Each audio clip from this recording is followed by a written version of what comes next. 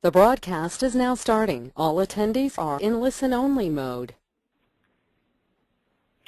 Hello, this is Sharon McDonald from the National Alliance to End Homelessness. Thank you for joining us for today's webinar. Before we get started, I want to provide some quick logistics. Throughout the call, your lines will be muted. If you have questions, please post them in the question box. We have asked each speaker to take no more than 10 minutes, so we should have plenty of time for questions at the end. If we don't get to your questions today, we will be able to follow up independently. I'm joined by my wonderful colleague, Lisa Stand, who will be managing the questions. Also, we will be making the slides available on our website, as well as a recording of this webinar as an ongoing resource for those who are interested. This webinar grew out of a successful workshop at this past summer's Alliance Conference. We wanted to include more people in on the discussion and to keep the conversation going. This discussion focused on how we in the homeless services community can be building better connections with those in the early education fields to serve the many young children who experience homelessness. We know that 51% of the children who are sheltered in an emergency shelter or transitional housing program each year are age 5 or under. We also know that the younger the child, the more likely he or she is to experience homelessness. Infants are more likely to be in a shelter than toddlers, and toddlers more likely to be in shelter than preschoolers. Our focus in the homeless services field is to help families to reconnect to housing. But as we do that, we can also make sure that we are connecting families to supports that will help both parents and children thrive. So today we are going to hear from 3 speakers discussing how they are working to connect young homeless children to early education programs. First, we'll hear from Zib Hines with the Minneapolis Public School System, and she will primarily focus on the rural school liaisons. Deborah McMillan is with the Public Health Management Corporation in Philadelphia, and she'll describe universal approach to screening children entering shelter for services that communities may want to consider exploring as they build a coordinated entry system. And Carrie Byers, I hope I pronounced that right, with the Ounce of Prevention Fund in Illinois, will focus on the home visiting program and the opportunity those programs offer to enhance support to vulnerable families. So I'm now going to turn it over to Zib. Zib? Hi there. This is Elizabeth Hintz, Minneapolis Public Schools. I'm very glad to be with you this afternoon. I think this is a really important subject, and I'm going to be speaking from a school district perspective about the importance of school districts being really solid, strong, working partners for young children who are homeless. I can't see my slides yet, but the first one is emphasizing the need for kids. Kids need housing programs and schools working together. Great. And we have to ask ourselves, how do schools and housing and homeless service providers maximize their services for these youngest children, bearing in mind that every community is totally unique. So hearing about a model in a particular setting doesn't mean that you can transplant that model wholesale. You have to think about how you might apply aspects of that model to your community. And then also to think that you haven't necessarily started from scratch either. What do you have to start or renew your work together, the school districts as well as the homeless service providers? What are the characteristics in your own community that would help start or increase better supports for young children who are homeless? Now, Deborah and Carrie are going to be sharing more details of models that they have, that they work with, for you to think about. So what makes Minneapolis work? I think there are 4 major aspects right now, particularly having to do with youngest children. Number 1 is simply information. Identifying and documenting the number of children identified as homeless in our community. I think that information is absolutely the key. And then also working relationships throughout the school district and between the school district and the housing community. Also, very important, the continuum of care requirements from HUD, the relatively new ones with the Hearth Act. I think following those will be very, very helpful in the future. And then fourthly, as just an example of some of the ways in which our school district works with housing related organizations and focusing on the youngest children. I'll just be very, very briefly describing a couple of home visiting programs that are also working with students in our schools. So the next slide is just an example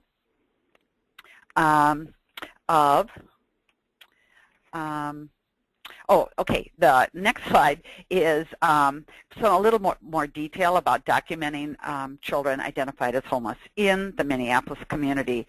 The Minneapolis Public Schools really works to implement the McKinney-Vento education law in the letter and the spirit of the law, and very much is aware that this is a child-focused law. This isn't about what works for adults or what's convenient for adults or for organizations.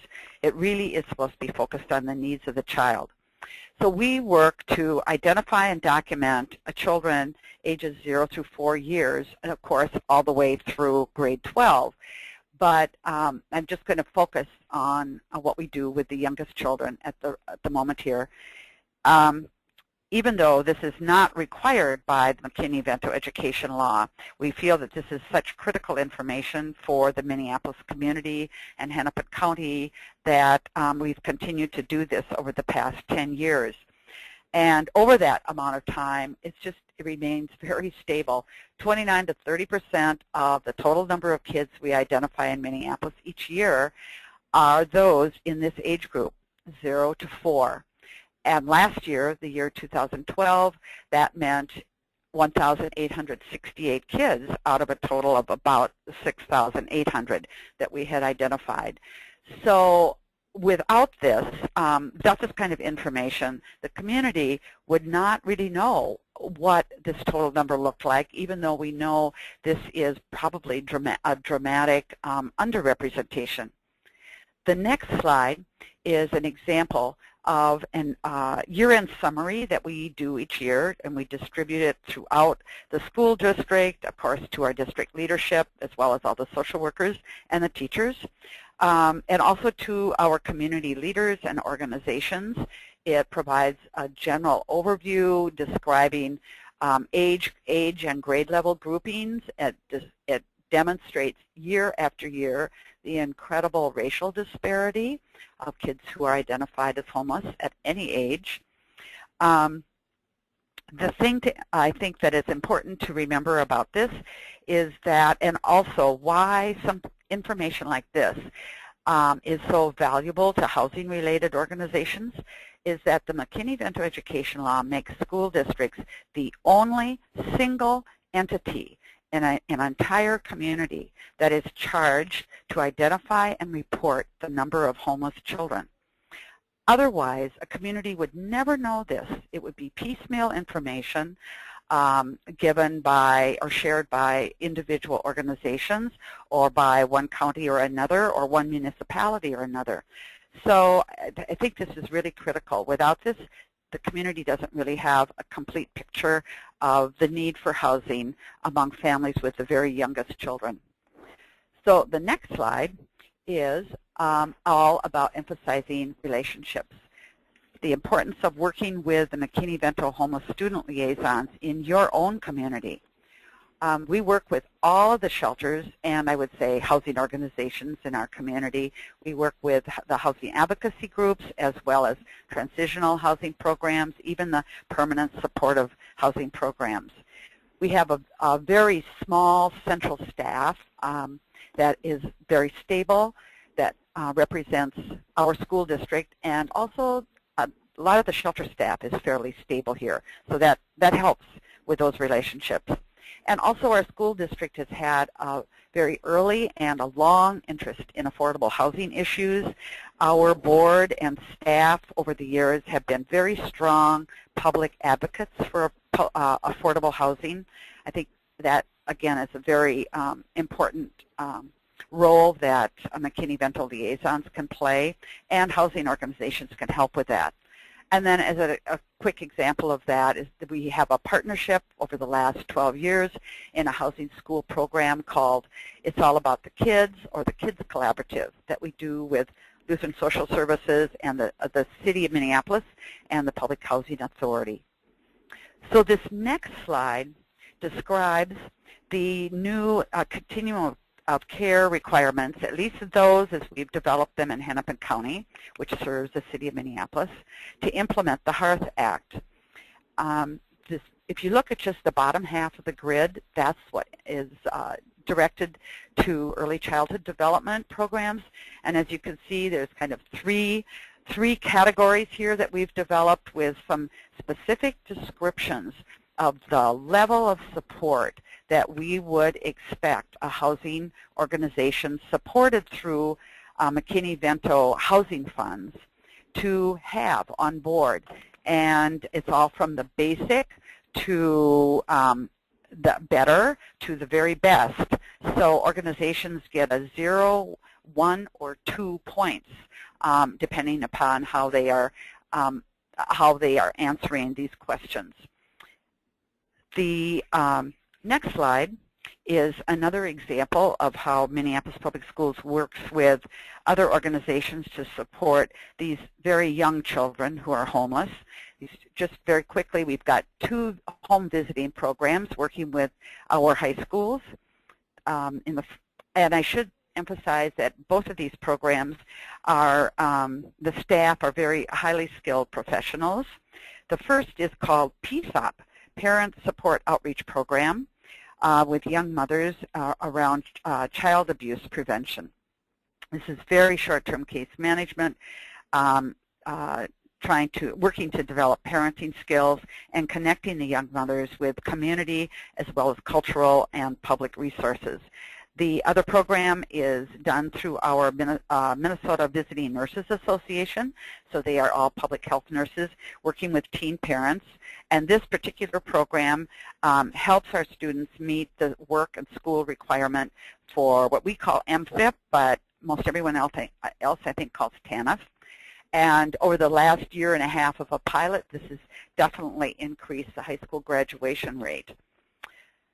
Another slide here is examples of the work that additional examples of the work that we do to implement the McKinney-VENTO education law.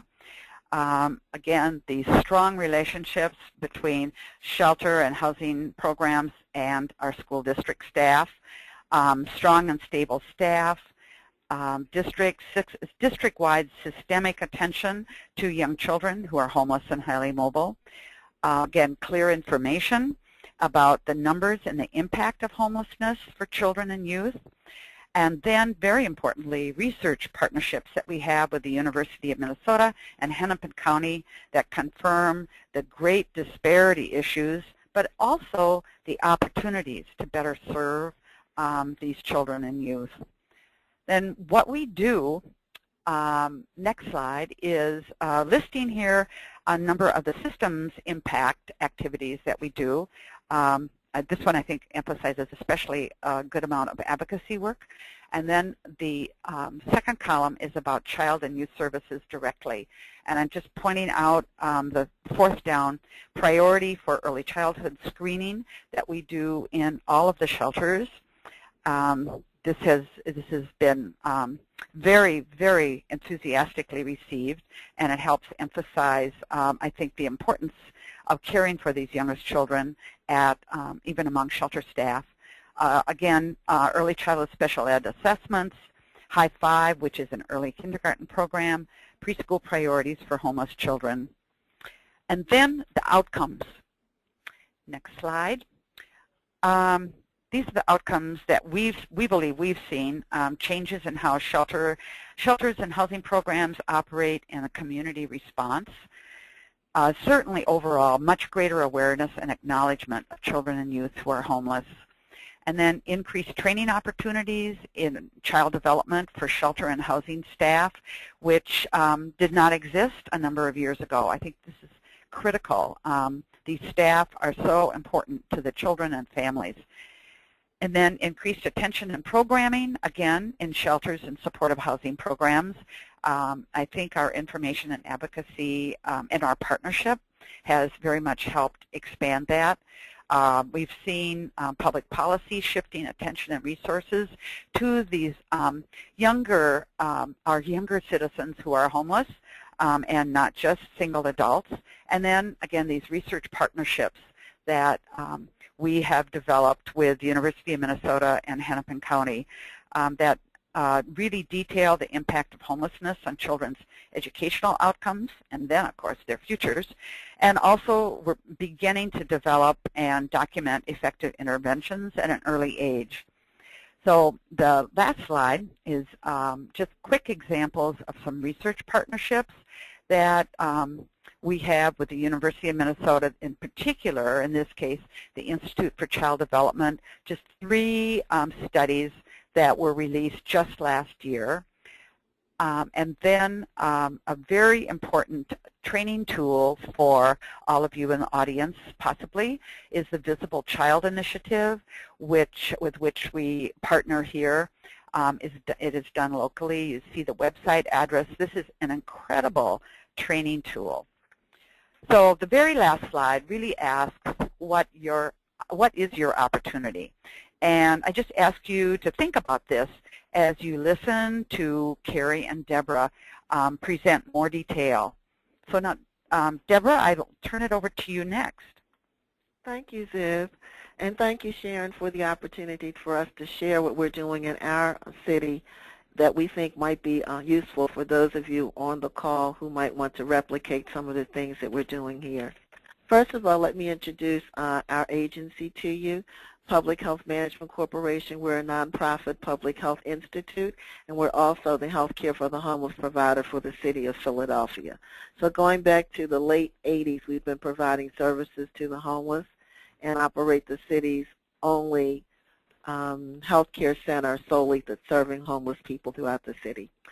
Our program here is a partnership, next slide, between city government and those who are responsible for early intervention services in the city of Philadelphia.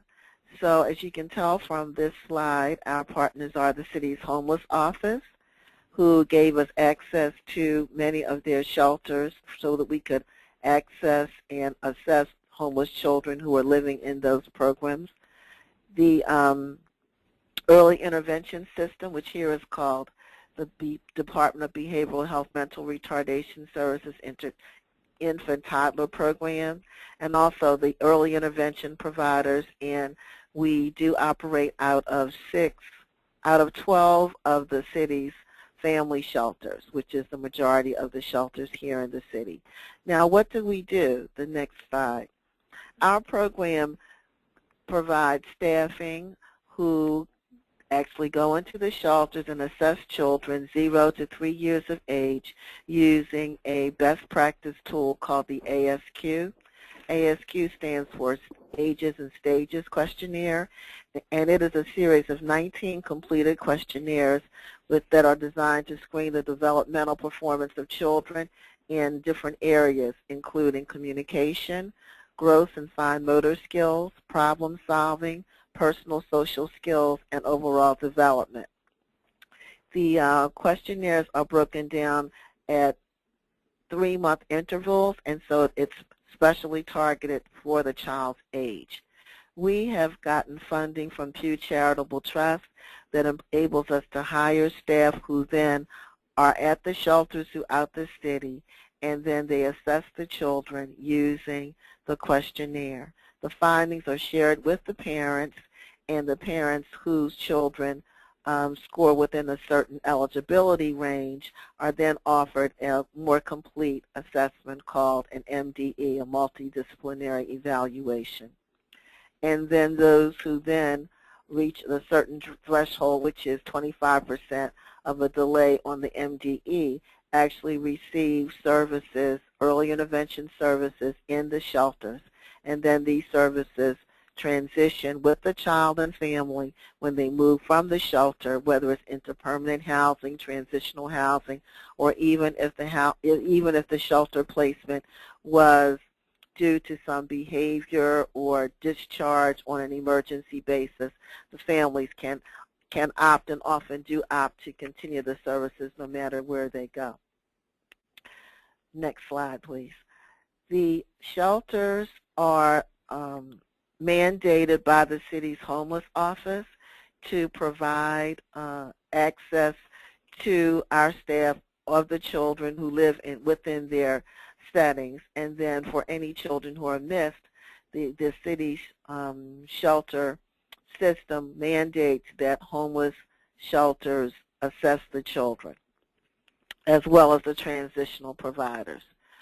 So there are slots that are designated for homeless children, so that knowing that there's a high turnover in terms of the mobility of these families, we are able to assess the children before their families do opt to leave the shelter setting.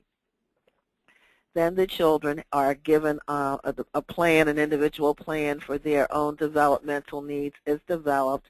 And what we're finding that most of the delays of homeless children range from communication, where they might need a speech therapist, or there might be some fine motor skills that need to be developed, or they might need personal instruction, which includes then learning some of the basics of developmental skills that are the prescribed ones for whatever their age range.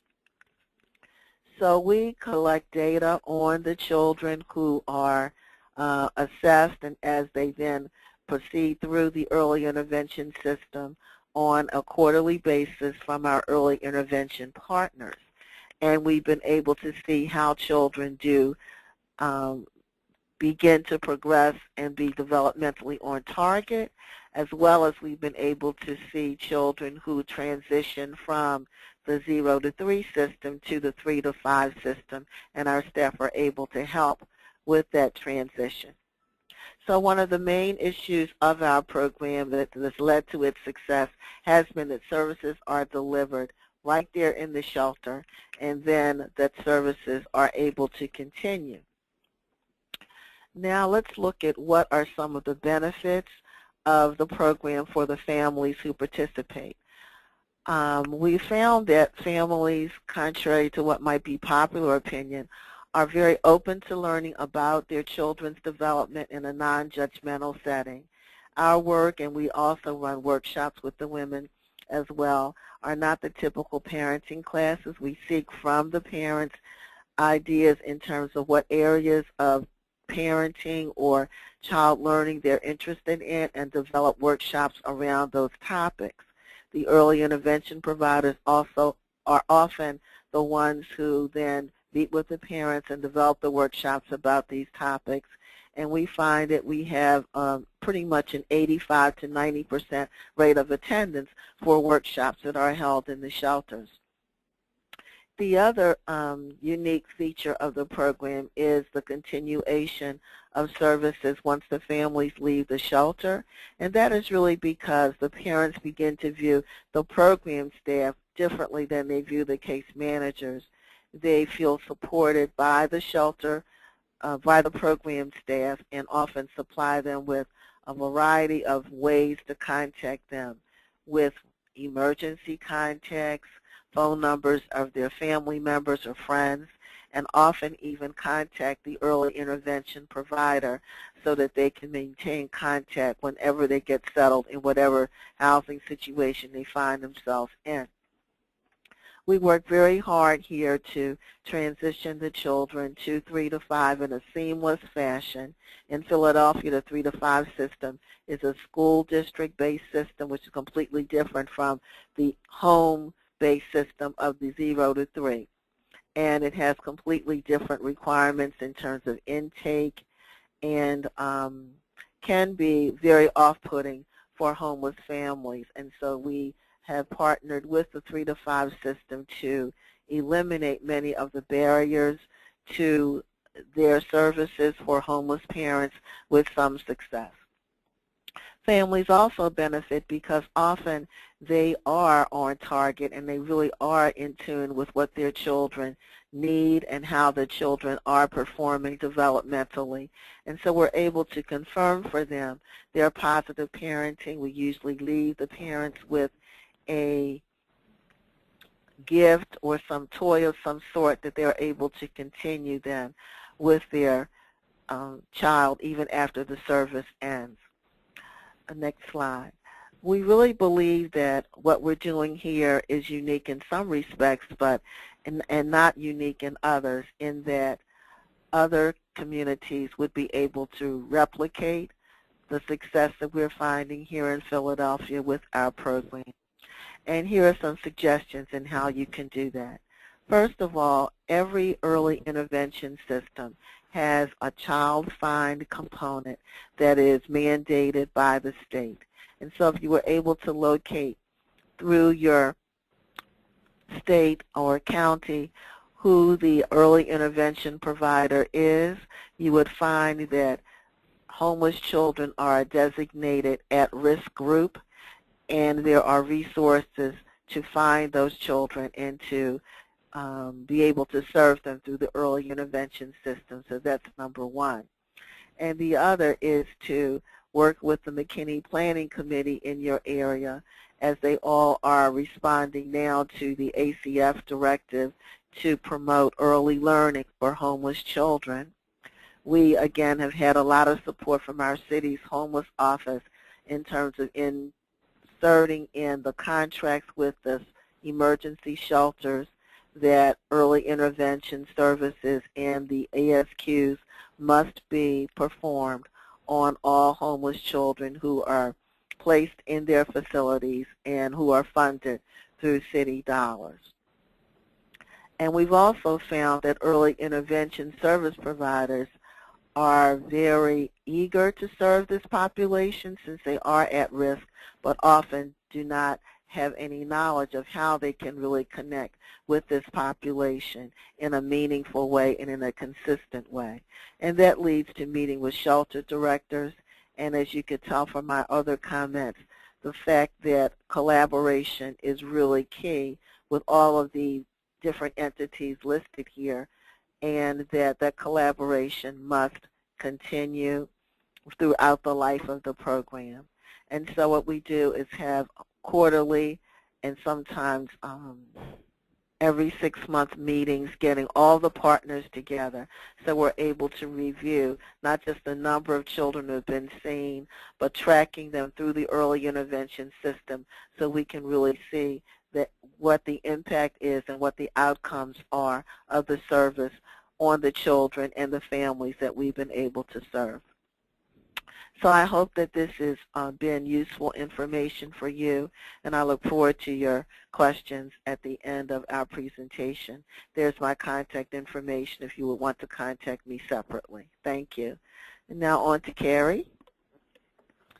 Thank you, Deborah. Good afternoon. My name is Carrie Byers, and I am a policy specialist with the Illinois policy team at the Ounce of Prevention Fund. We are an early childhood organization based in Chicago that advocates for high-quality care and education for children birth to age 5, with a particular focus on birth to 3. In addition to the national and state policy work we do, we also run early childhood programs and have research and training divisions. A big part of our work is focused on evidence-based early childhood home visiting, so we are very excited to have this opportunity to share some information with you this afternoon about home visiting and some ways we can be thinking about using this intervention with homeless families. So first, let's start by defining what it is we mean by home visiting. And I'm sure most of you are familiar with this general concept of a home visitor who provides services in the community as opposed to an office. But when we talk about early childhood home visiting, we're talking about a very specific set of evidence-based service delivery models that connect parents with professional parent coaches who provide information, support, and advice during pregnancy and throughout the first few years of a child's life, and also connect families to medical, dental, mental health, and other supports and services. There are a number of different home visiting models out there, and you've probably heard of some of them, like home-based early Head Start or Parents as Teachers are a couple of examples. And each of these models is a little bit different in terms of eligibility and program structure, but they all share some important features and philosophies, which I've featured on this slide. Home visiting programs are voluntary, so parents have to want to receive the service, and they can stop receiving the service whenever they want. And they're also typically targeted to at-risk families prenatally or just after birth. Some of the models also work with families with preschool-aged children as well, but because of how critical those first 3 years of life are, there's definitely more of a focus on pregnant women and infants and toddlers. Home visiting programs are also relationship-based, which means that the models all reflect that central role that parent-child interactions play in the development of young children and are really geared towards supporting parents and babies in developing strong, secure attachments. And then finally, home visiting services are meant to be individualized and tailored to each family's unique set of strengths and challenges with respect for cultural, ethnic, and linguistic diversity. Next slide. So I mentioned earlier that many of the home visiting models are evidence-based. So this means that we have this body of research that has demonstrated some proven benefits to participation in home visiting. Some of these outcomes include things like improved child and parent health outcomes, reducing preterm births, increasing the likelihood that families are connected to a medical home, delays in subsequent pregnancies. Home visiting has been shown to enhance a child's physical, cognitive, social, emotional, and language development. Home visiting programs can reduce incidents of child abuse and neglect. They can increase a child's school readiness, literacy skills, and graduation rates, and also increase connection to other community resources and supports. Next slide. Given these benefits and kind of the general program structure, I think there's just tremendous potential for supporting homeless families with home visiting. We know that homeless kids are more likely to experience developmental delays. We know that homeless families struggle with barriers to health care, and we know how the stress and trauma associated with homelessness can impact a parent's ability to form a nurturing, responsive relationship with his or her child. And so home visiting services are specifically designed to address many of these negative impacts of homelessness on children and can provide a kind of support to families that many homeless service providers may not be able to provide. So in this way, the services can be very complementary to the work that homeless service providers are already doing with families. Home visiting services are also mobile and long-term, so if a family gets connected to home visiting while they're in shelter, that home visitor can follow them when they move on to another living situation and then stay with the family for months or even potentially years to come. And so for me, this brings to mind the potential for pairing home visiting with an intervention like rapid rehousing, particularly for those families that might not qualify or need the level of services provided by permanent supportive housing, but who are still very vulnerable and would benefit from some extra support as they transition to permanent housing. And the last thing that I wanted to mention here is that I think we also have a really exciting opportunity right now because we're actually seeing new resources being put into home visiting through something called the Maternal Infant Early Childhood Home Visiting Program, which you'll sometimes hear called MCV. And the MCV program was authorized by the Affordable Care Act and is giving states the opportunity to establish or expand home visiting programs and also supports improved coordination of services for at-risk families at the community level.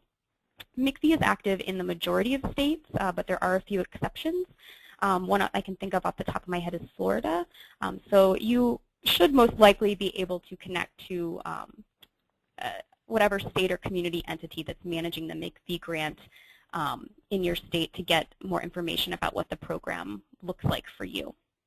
As you know, we are working in a time of diminishing resources, and it's just so rare that we hear about new resources being put into anything. So it becomes so important to think of creatively about how to fill gaps in services. And I think collaboration with this expanding home visiting is one way that homeless service providers can be doing that. Next slide. I want to talk next about how we're taking some steps to build these collaborations between homeless services and home visiting in Illinois.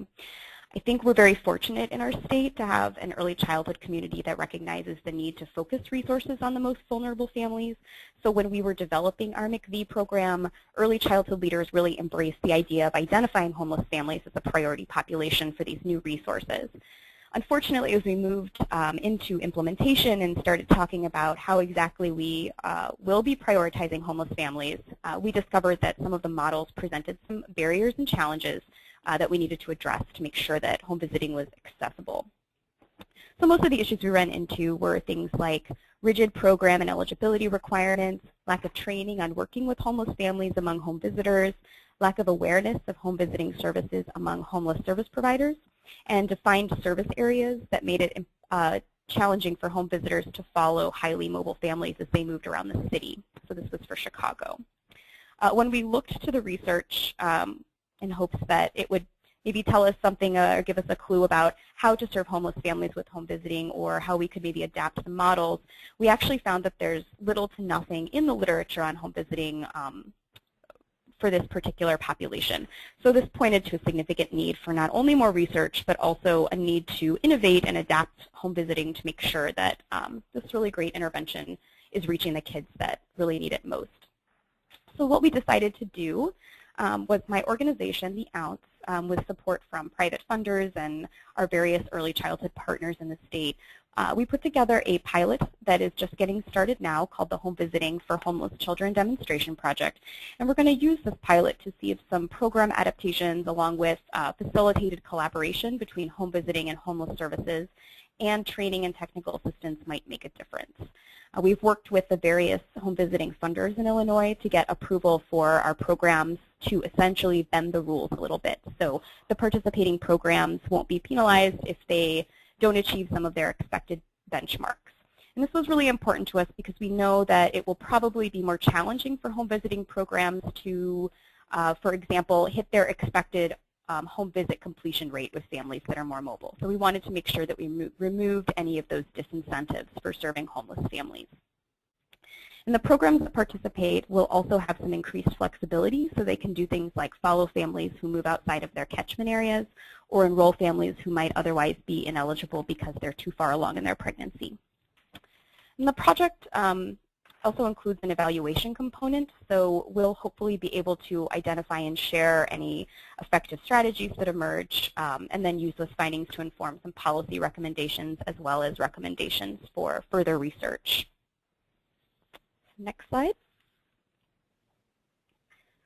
So I will close my portion of the presentation by just pointing you to some research or some resources where you can get more information about home visiting and the Maternal Infant Early Childhood Home Visiting Program. And so I've got some links up here on this slide.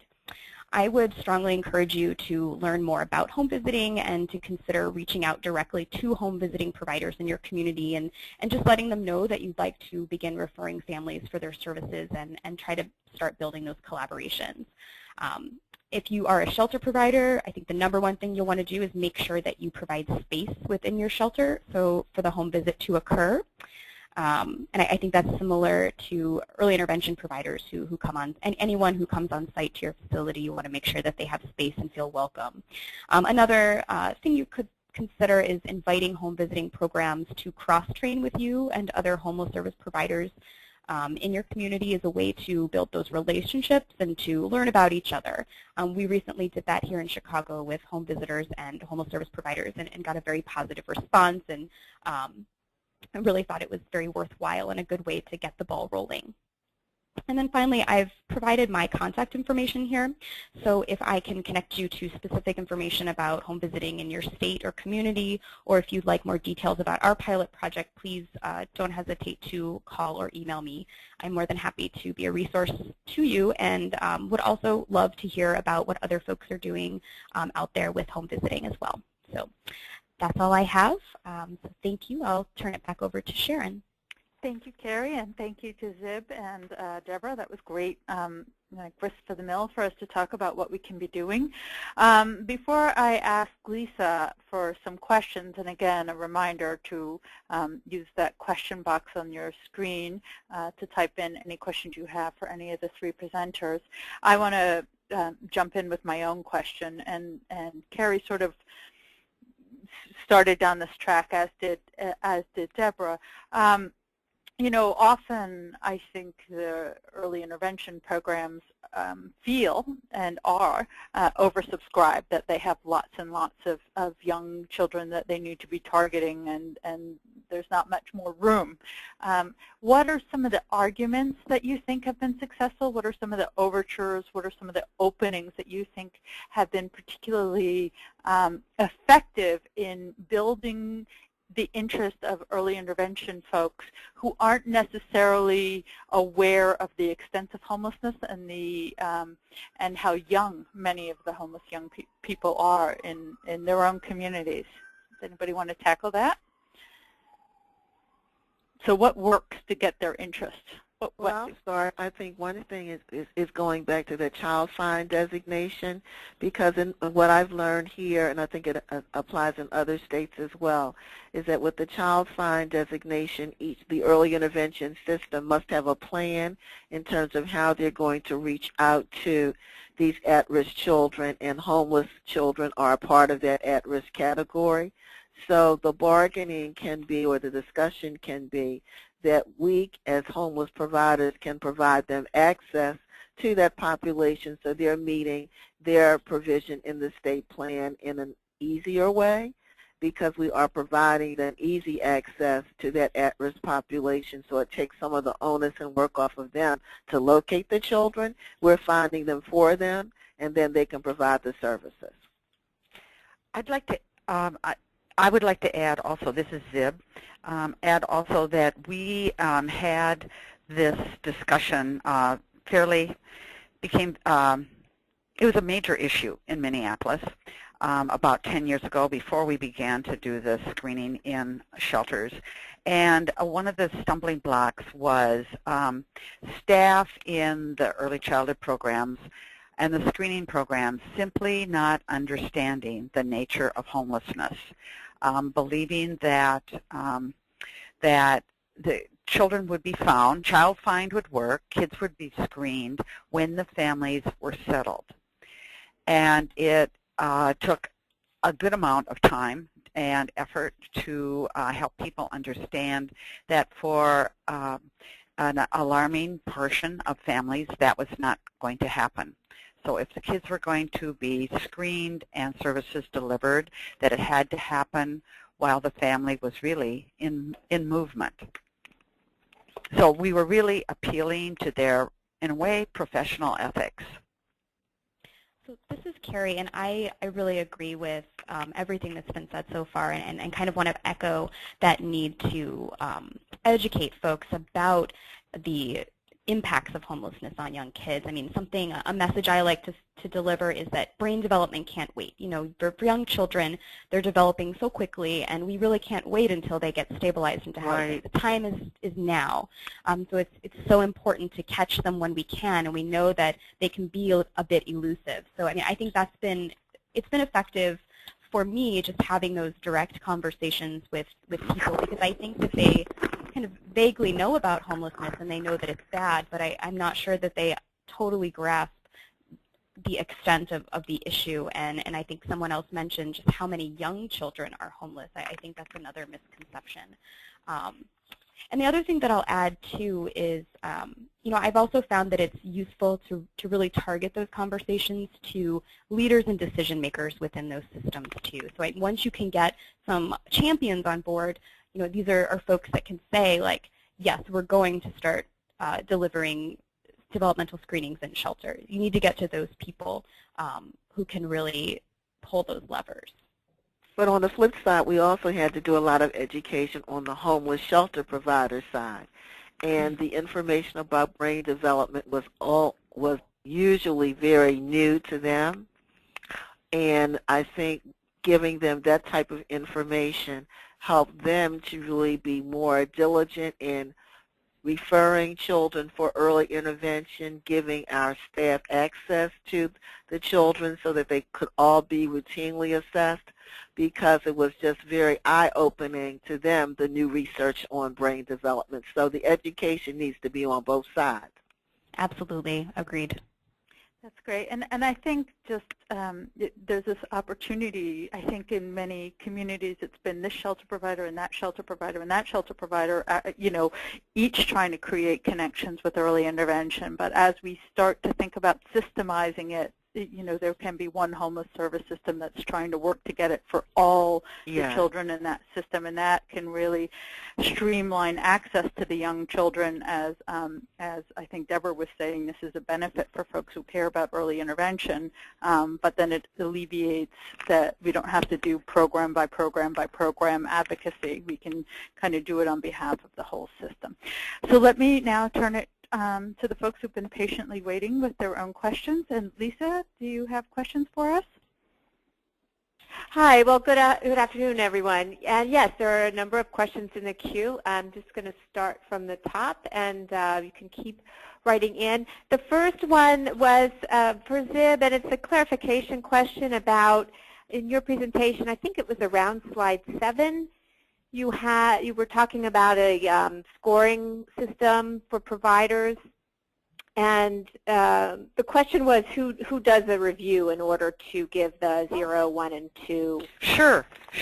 This is our continuum of care through Hennepin County, and this is a part of a much larger score sheet that the COC has developed.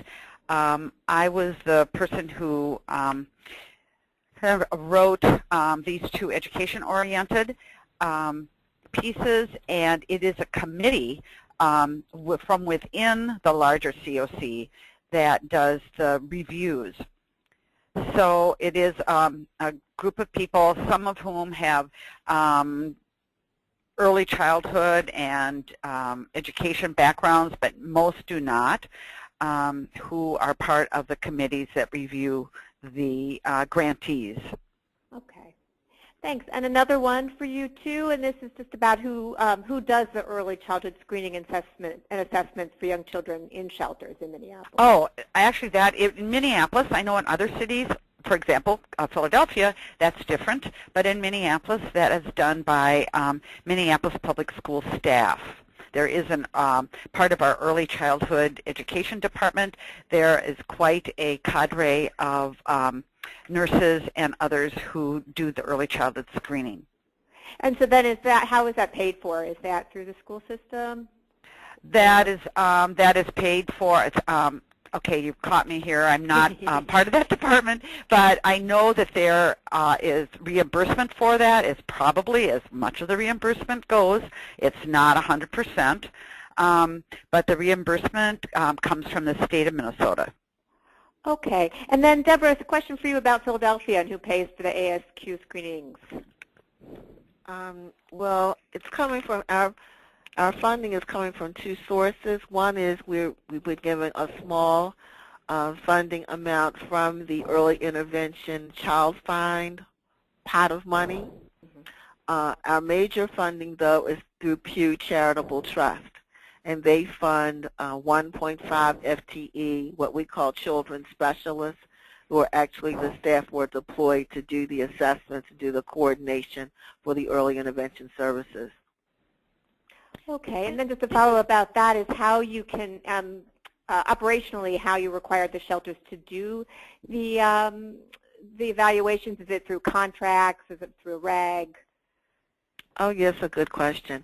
At first, it was by using the authority of the city's shelter system, because it's part of the city government, to cooperate with our staff.